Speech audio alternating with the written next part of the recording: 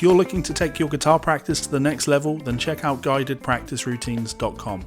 We have over 100 hours of full instructional videos and practice routines, so we can practice together and progress faster. Now these all come with full Sound Slice integration and Guitar Pro downloads. You'll also have access to my entire YouTube archive of transcriptions. So check out the link in the description and be the first to know when we go live.